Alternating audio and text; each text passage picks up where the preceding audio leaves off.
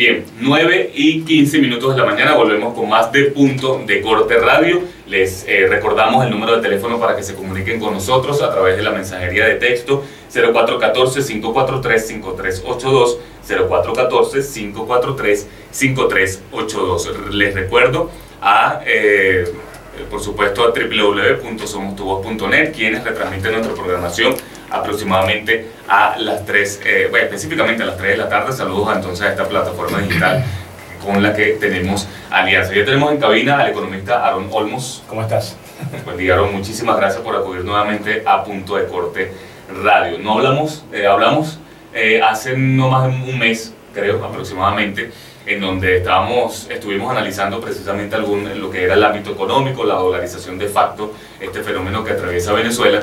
Y por supuesto tengo que comenzar preguntándote sobre las expectativas que tenían todos los venezolanos, por supuesto incluyéndote todos como ciudadanos, en cuanto a lo que era el temor, literalmente, que teníamos en cuanto al viernes pasado, estos anuncios económicos que iba a hacer Nicolás Maduro, que al final no fueron ningunos anuncios prácticamente, sino un bono que iba a otorgar a través del carnet de la patria. La pregunta que todo el mundo se hacía: ¿iba a aumentar el salario mínimo? Era el temor de la mayoría de los venezolanos, porque cuando se produce esto, se estabiliza un poco la economía.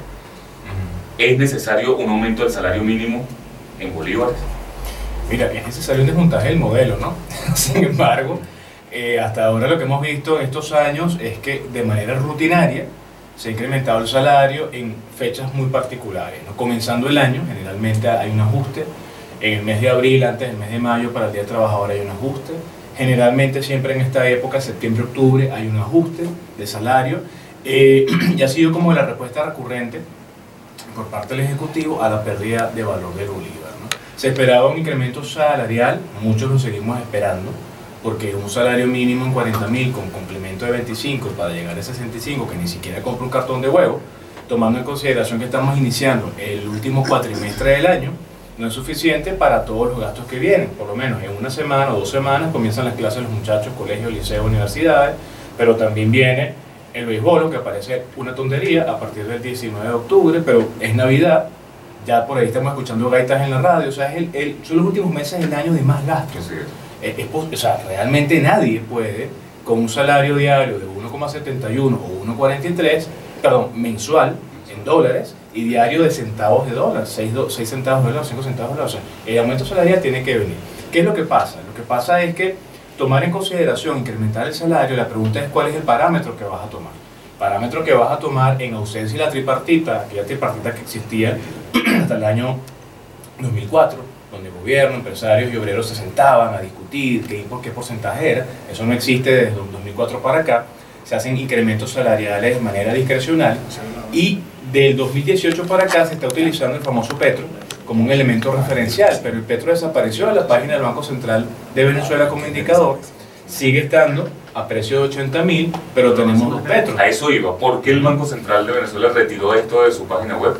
No sabemos. De hecho, eso de alguna manera atizó un poco la idea de que podía venir un incremento salarial cambiando la referencia en bolívares de ese petro a un precio en bolívares que tenga más sentido con la economía a nivel de precios que estamos viviendo, ¿sí? De hecho, fíjate tú, hay 2 petros. ¿Por qué hay 2 petros? Eso nada más ellos... Porque entendemos el tema del dólar, el paralelo, sí, y el oficial. Pero nada más ellos saben por qué tienen 2 petros. Eso es una distorsión. Si tú estás hablando de un token, una criptomoneda, el deber ser es que existe un solo precio fijado por oferta y demanda. Recordemos que esto es un token creado por un gobierno que de manera discrecional está ajustando un precio en función de las necesidades que tiene.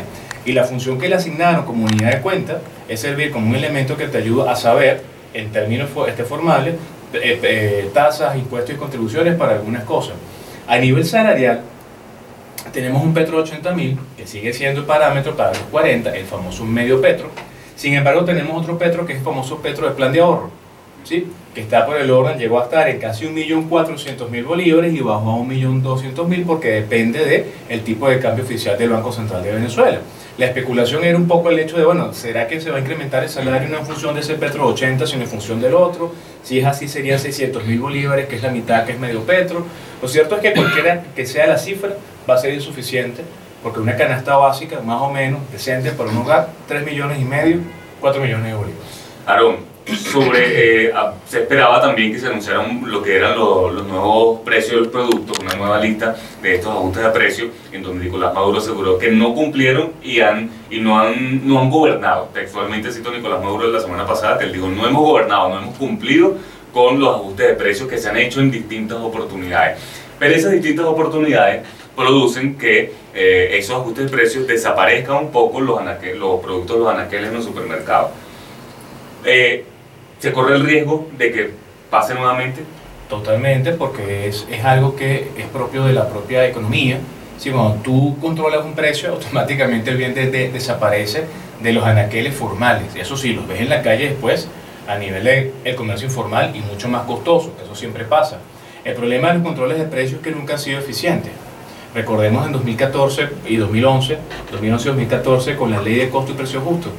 ¿Sí? Se creó un instrumento legal para establecer la estructura de costos y una cantidad de cosas. Se creó una figura que era la SUNDE y sigue existiendo. Sin embargo, nada de eso ha sido eficiente. Porque en definitiva, cada vez que tú controles el precio de un bien, como tú lo dices, no es que de repente tiende a desaparecer, es que desaparece formalmente. Y si el bien está controlado a 5, lo consigues en la calle en 37, o en 40, o en 50. Y la persona, por necesidad, el poco ingreso que tiene, termina orientándolo a ese bien. O sea, son políticas recurrentes, no eficientes, y es insistir en el error, porque no es la primera vez que lo vemos. El error es tomar la medida o dejar de hacerle el seguimiento. Muchas personas aseguran que es eso, ¿no? No, el error es todo. Porque tú lo que tendrías que hacer antes de controlar precios para bienes escasos es incentivar la producción. Si tú incentivas la producción, tienes bienes y servicios en cantidad suficiente y llenas los anaqueles, es más, hasta los precios comienzan a bajar. Porque el tema de la inflación tiene un componente evidentemente monetario, pero el otro gran componente es de producción. Si nosotros llenamos todos los anaqueles de bienes y servicios, le hacen no importados, hechos en Venezuela para incentivar el empleo, buena cantidad de cosas comienzan a corregirse. Ahora, si tú de alguna manera metes en cintura el comercio informal, no lo que generalmente vemos en las plazas y en los bulevares, que pasa la policía y desaparecen un ratico y aparecen otra vez, no, sino limpias de alguna manera el espacio, el camino, y permite que esos productos estén realmente en los sistemas normales para adquirir estos bienes, simplemente muchas cosas comienzan a corregirse. Esto no es tanto un tema de seguimiento, es más un tema estructural. Sin embargo, siguiendo la receta de estos últimos 5 años, que si recordamos un poquito, siempre es lo mismo: aumento de salario, bonos o transferencias, controles de precios, desaparecen los bienes, aumentan los precios otra vez, escasez, y otra vez el problema es el empresario. Prácticamente desde comienzo de año, cuando comenzó esta dolarización que hablábamos hace algún tiempo, estuvo prácticamente acompañada por esto de abundancia en los supermercados, pero poco ingreso como para adquirirlo, ¿no? El venezolano está como en esa diatriba. De alguna forma, esta estabilidad, al menos en el abastecimiento de productos básicos en los supermercados, estaba bien. También te pregunto en el sentido de que, a pesar de que no todos los venezolanos tienen acceso a ello, de alguna forma es necesario de que esto continúe así, esta cierta estabilidad en los productos, los anaqueles, y que hay un riesgo de que desaparezca por esta lista de precios, ¿no? Con estos nuevos ajustes. Es que eso te iba a comentar, eso es una burbuja. Eso es una burbuja dentro de un gran problema que no se corrige, como tú bien lo estás comentando. Un sector de la población, quizás que tiene energía eléctrica, internet y agua más o menos constante, tiene la posibilidad de ir a un centro comercial donde mayormente ve estos productos, siempre los anaqueles. Y en su cabeza siente que en definitiva la cosa no está tan mal. Pero el resto del país, ¿verdad? No hay la distribución de los alimentos a la velocidad en que conseguimos en capital y muchas otras cosas. O sea, a final de cuentas es una burbuja que de alguna manera solventa los problemas de una pequeña parte de la población. Porque hay que pensar en colectivo, hay que pensar en todo el país. Y todo el país no necesariamente está bien. Entonces, otra vez, estamos en el último cuatrimestre del año, un cuatrimestre de gasto, un cuatrimestre de diferentes actividades, mucho movimiento. Aquí hay que prestarle atención porque en definitiva seguimos con la diáspora, seguimos con personas que se siguen yendo, ¿verdad? Más allá de lo ocurrido el 23 de enero en Chacao para acá, muchas cosas no se han resuelto, más bien han empeorado. Muchísimas personas con su esperanza de que las cosas cambiaran simplemente han tomado su decisión de seguirse yendo. Y quienes vienen a visitar o a llevarse a otro familiar, ¿no? Entonces esa cantidad de venezolanos sigue disminuyendo ante una situación estructural que no corrige, ¿no? Evidentemente, esa situación que hemos visto en algunos lugares es bueno, pero es transitorio y no corrige el problema de fondo. Aarón, estas últimas 2 semanas estuvieron marcadas por, me gusta citar este titular que viene el diario 2001, que decía, lo vi al comienzo de la semana pasada, el oficial se llevó por los cachos al negro. Prácticamente 3.000 bolívares por encima del dólar oficial, lo que fijaba el Banco Central de Venezuela al dólar paralelo. ¿A qué se debe esto? Y todavía se mantiene, ¿no? Mantuvo unos días, porque casi siempre era un día, 24 horas, de repente el paralelo subió.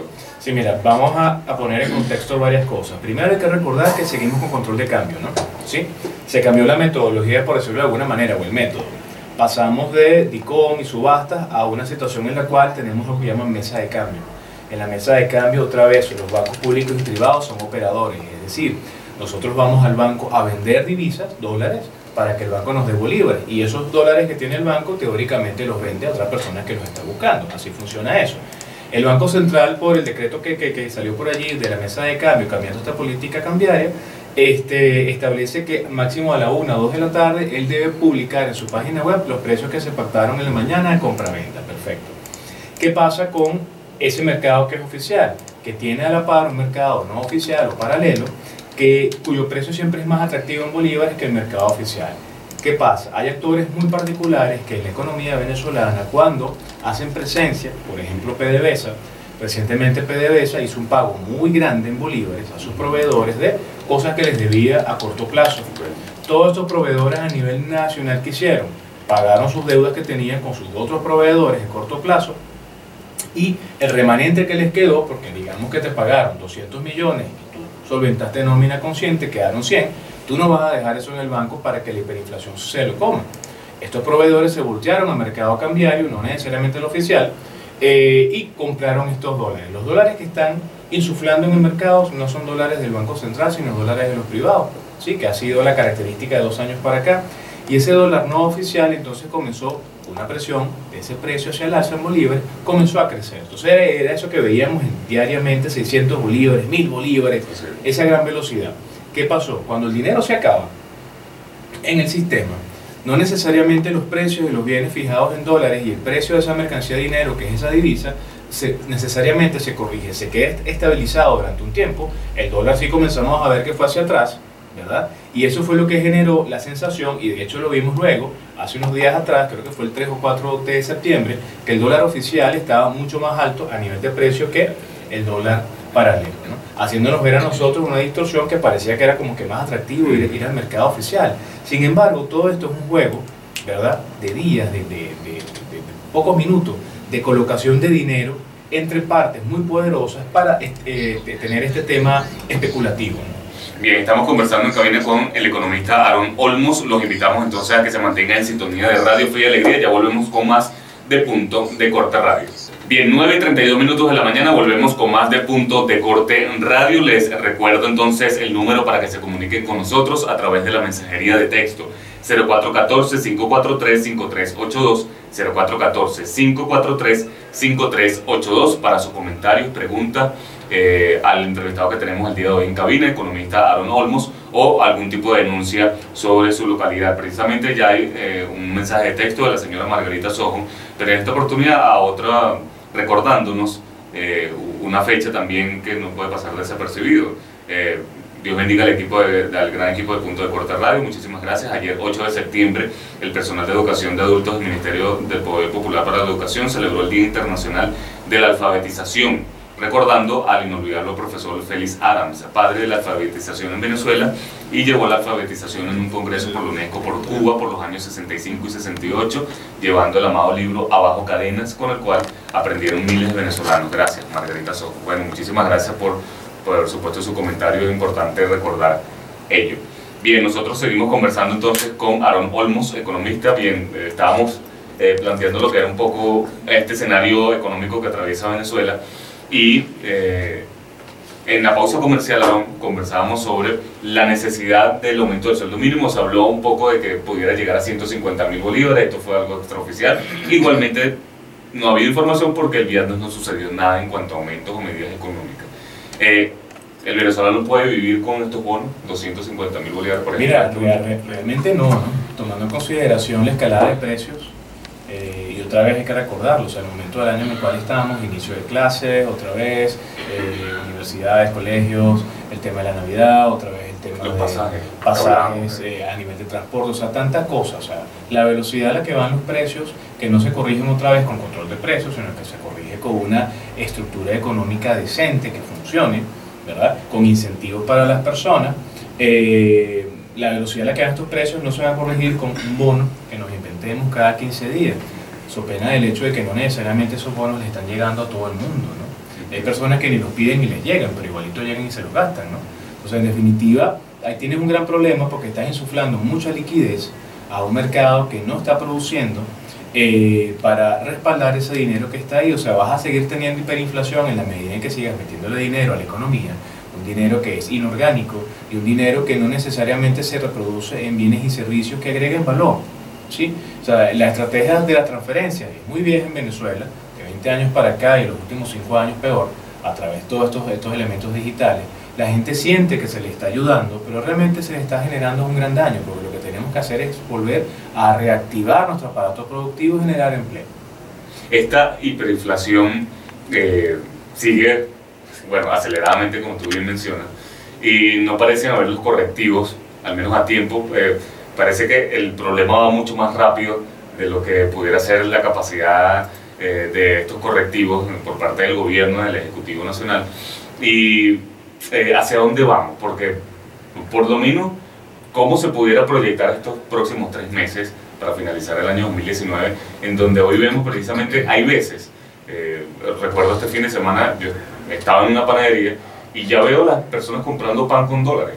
O sea, lo vi en efecto del señor, mira, acéptame, sí, compró 2 campesinos, 10.000 bolívares cada uno, con $1 cuando la panadería se lo cotizó a 20.000 bolívares. Entonces, entregó $1 por 2 campesinos. Bien, ¿hacia dónde vamos? Porque diciembre siempre ha sido un mes económico muy movido.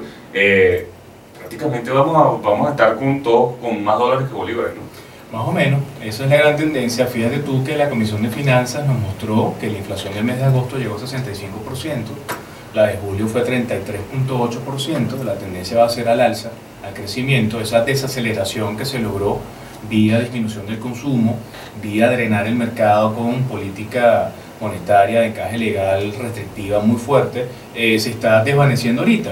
La proyección que hay para cerrar la economía en Venezuela, disminución del PIB por parte del Fondo Monetario, pasó de 25% a 35%, es decir, menor producción y mayor ralentización de la economía, mayor destrucción del aparato productivo. La estimación de inflación, otra vez el Fondo Monetario se había colocado en 10 millones por ciento, se corrigió a 1 millón por ciento, pero al final de cuentas sigue siendo exageradamente alta. Y mientras tengamos la misma visión y la inacción, el Banco Central, el Ministerio de Finanzas y el Ejecutivo Nacional en pleno, porque pareciera que los problemas son otros y no estos, vamos a seguir la misma tendencia. Vamos a seguir viendo que la moneda funcional, es decir, la moneda que más se use a nivel de comercio y los servicios, va a seguir siendo el dólar, en físico o en digital. Porque en definitiva una persona va al banco a retirar de su dinero, digamos que tú tienes 1 millón de bolívares en tu banco y necesitas 500.000 para hacer algo, puedes retirar 50.000 y vas al cajero 3.000. En definitiva, las operaciones que se están dando entre plataformas tampoco es que son muy elevados los montos o muy eficientes. O sea, hoy en día prácticamente es más fácil hacer transacciones en dólares que en bolívares.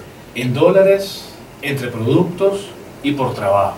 Porque estamos regresando a una economía muy básica de intercambio, a una economía muy básica de dar oro directamente por bienes y servicios, una economía muy básica de dar dólares, porque eso sí, la gente va a frontera todos los fines de semana, van a Cúcuta, van a otros lugares, van a las islas, viajan el fin de semana y se traen una cantidad de divisas, y esas divisas se están insuflando, más lo que reciben por remesa vía electrónica, y lo que en definitiva pues están dándole vida a esta economía dolarizada. Esa es la gran tendencia que estamos viendo.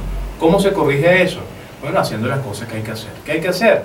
Pero evidentemente, otra vez, la gente va a decir, bueno, pero este Aarón está hablando siempre de lo mismo. Sí, que reactivar el aparato productivo, hay que desmontar los controles, hay que comenzar a hacer economía real, hay que volver a revisar el tema de el encaje legal. Los bancos tienen que volver a poder dar crédito, la gente tiene que sacar la cantidad de dinero que requiere, pero esto tiene que venir de la mano de, otra vez, producción de bienes y servicios, no dependencia del resto del mundo. A pesar de esto que te preguntaba, de que parece ser mucho más fácil aparte de lo que complementas tú de hacer transferencias o hacer negocio hoy día en dólares que en bolívares, hace un par de semanas el constituyente Diosdado Cabello exhortó a todo el ciudadano venezolano a que se hicieran transferencias y transacciones en bolívares y no en dólares, o sea, prácticamente renegando de esta moneda dura, que de alguna forma puede tomarse como un poco inmoral también, ¿no? Porque es un poco irónico, porque en definitiva vamos a estar claros que la gran mayoría de las personas que detentan cargos públicos, casi que vitalicios en Venezuela, tienen buena parte de la riqueza resguardada no en bolívares, sino en moneda dura, y ni siquiera dentro del país, sino fuera de Venezuela. Es un poco irónico solicitarle al pueblo venezolano que su valor trabajo se pierde todos los días, porque en la medida en que tú tienes un contrato en bolívares y el bolívar pierde valor, tu trabajo también pierde valor. Es un poco inmoral solicitarle a alguien que solamente se transe en bolívares, cuando tiene la posibilidad de transarse o en criptomonedas, que es una salida, o en moneda dura, que no solamente es dólar, porque si nos vamos a Occidente es el peso colombiano. Si nos vamos a otras latitudes del país, son reales brasileros. O sea, el venezolano está abandonando el bolívar porque no es reserva de riqueza, es unidad de cuenta, unidad de cambio, todo lo que tú quieras, pero al final de cuentas no te permite preservar el valor de las cosas en el tiempo. Estamos a tiempo, o el Ejecutivo, quien es el encargado de regir por lo menos estas medidas económicas en Venezuela, de atajar esta caída estrepitosa, más de lo que va, caída libre de la economía, por lo menos proyectando para el año 2020. Mira, siempre es buen momento para hacer bien las cosas. O sea, si en definitiva se asume, en principio se reconoce el fracaso del modelo completo, el fracaso de las políticas económicas de estos 5 años, el fracaso estrepitoso de las medidas de contención vía transferencias, bonos y estas cosas que no resuelven el problema, y se comienza a trabajar de manera orquestada para devolverle estructura y fortaleza a la economía, tomando en consideración la fortaleza del bolívar, no vamos a tardar un tiempo, pero es mejor ver el proceso de recuperación a seguir estancados en una situación de pérdida de muchos elementos y valores éticos y morales del venezolano, que lo vemos todos los días. Entonces sí se puede hacer. ¿La dolarización es una posible solución? La dolarización puede ser un mecanismo transitorio que te ayude a generar estabilidad en un proceso de reestructuración económica. Es posible, tú puedes, mientras vas recuperando tu economía y vas recuperando el bolívar, asumir la moneda de otro país de manera transitoria o crearte un token o lo que tú quieras hacer. Y hay precedentes en Latinoamérica. Totalmente, históricamente hay precedentes donde hay economías que se han recuperado de la parte de nuevos gobiernos o visiones diferentes del mismo gobierno, un nuevo gabinete, bueno, poniendo el punto sobre las i, utilizando otras monedas de otros países temporalmente o creando una nueva moneda durante un lapso de tiempo para recuperar el aparato productivo y generar confianza. Porque aquí el gran problema es que no hay confianza. Y tanto no hay confianza que, fíjate tú, mientras el indicador del Banco Central decía 23.000 bolívares un dólar, la gente seguía trazándose en 20.000 por el paralelo. Le tienen más confianza a ese indicador que a que genera el Banco Central. Entonces hay que recuperar esa institucionalidad, hay que recuperar esa confianza y esa transparencia. Aarón, muchísimas gracias por venir nuevamente a Punto de Corte Radio. Por supuesto, hay muchos otros temas que conversar en el ámbito económico, este ámbito que todos los días genera noticias en Venezuela y creo que es el que más movilización tiene, ¿no? Al menos en lo que preocupa al venezolano. 9:42 minutos de la mañana, nosotros vamos a ir a otra pausa comercial. Despedimos entonces a nuestro invitado al día de hoy, el economista Aarón Olmos. Ya volvemos con más de Punto de Corte Radio.